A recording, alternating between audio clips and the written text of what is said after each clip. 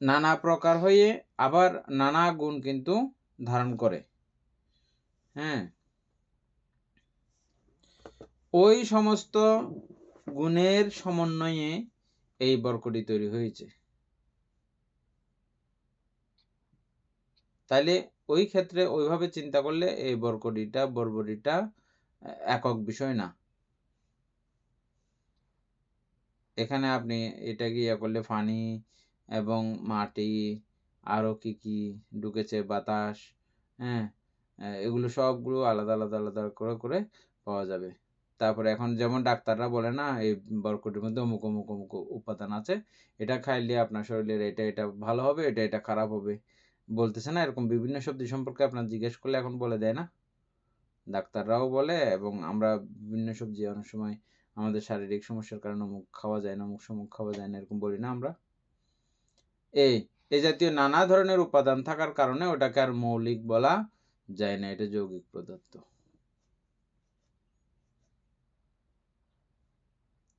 নাম এবং রূপের মধ্যে যত কিছু আছে সবগুলোই যৌগিক পদার্থ, এবং আমরা এখন পড়তেছি যে পঞ্চবিজ্ঞান। এই পঞ্চবিজ্ঞানও এটা যৌগিক পদার্থ, যৌগিক বিষয়। পদার্থ বলতে তো রূপীয় হবে, এটা অরূপ সেহেতু বিষয়। তাহলে এই সংযুক্ত ধর্ম আরেকটু পরিষ্কার করলে এবার বোঝা যাবে যে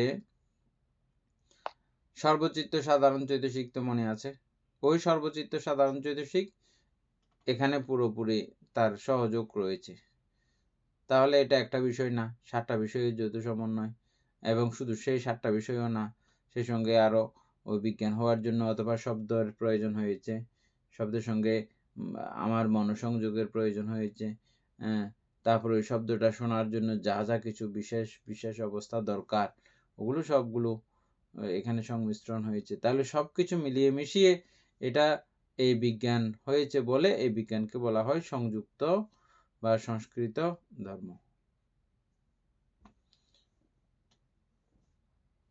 আর নির্বাণ, এটা কিছুর সঙ্গে কিছুর কোনো সম্পর্ক নাই, সংযুক্ত নাই, অসংযুক্ত, অসংস্কৃত নির্বাণ।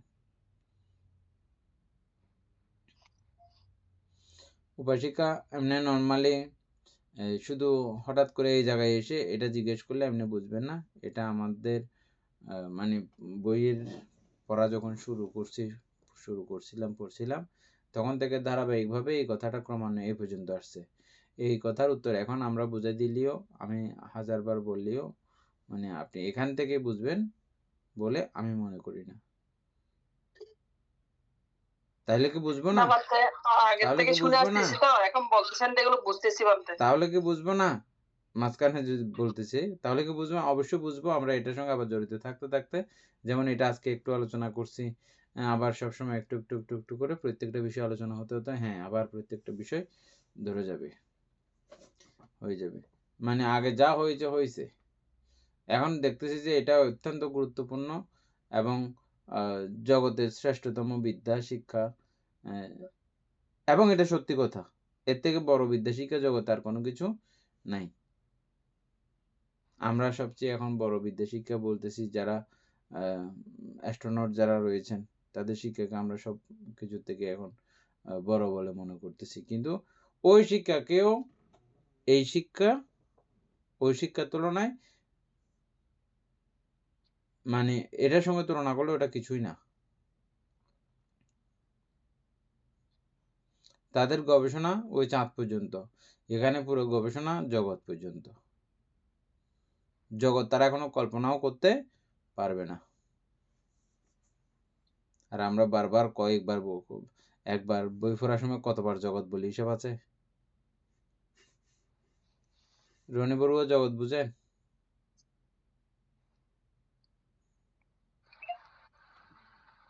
জগৎ বলতে বুঝেন? জগৎ বুঝেন? এই যে পুরো পৃথিবীর বাইরে কত সবগুলা নিয়ে জগৎ।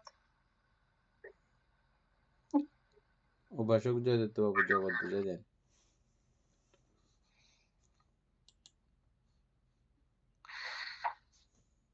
জগৎ বলতে এখানে লোক আর কি।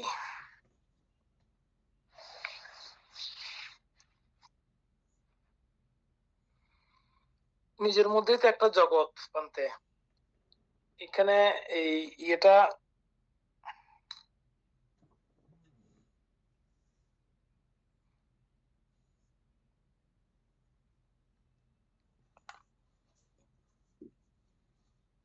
আমাদের নামরূপ জগৎ।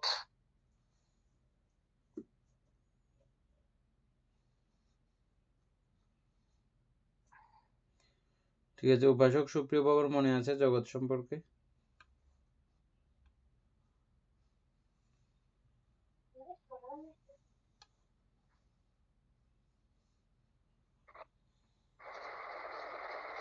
বানতে জগৎ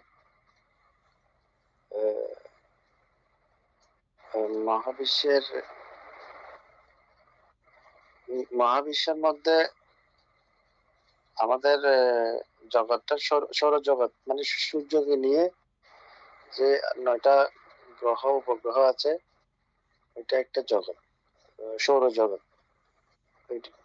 9টা গ্রহ উপগ্রহ নিয়ে যে চক্রটা, এটা নিয়ে যে আবাসস্থল, ওইটাই একটা জগৎ।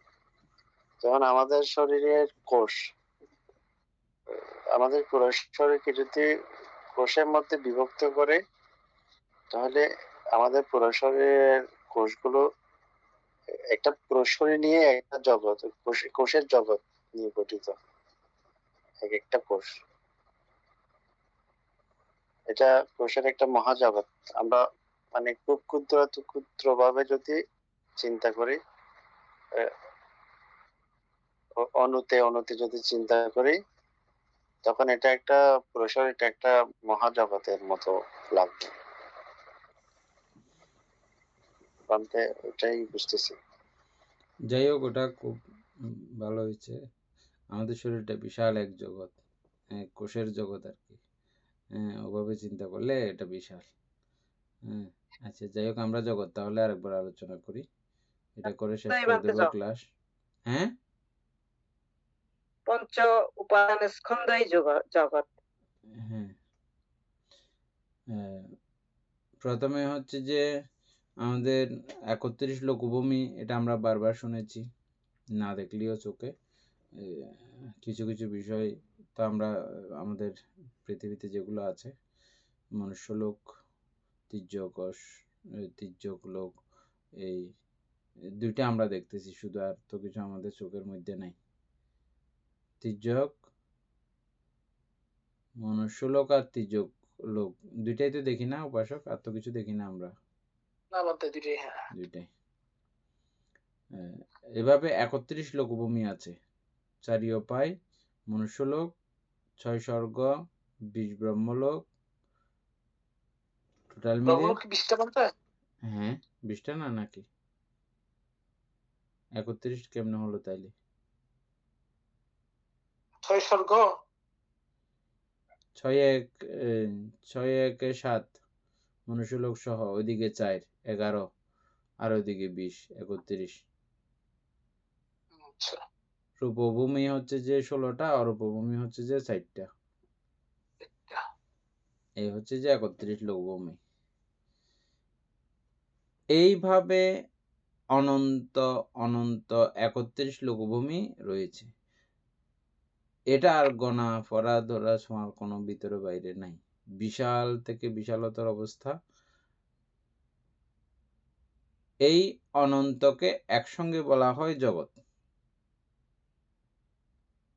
অনন্ত চক্রবালকে একসঙ্গে বলা হয় জগৎ।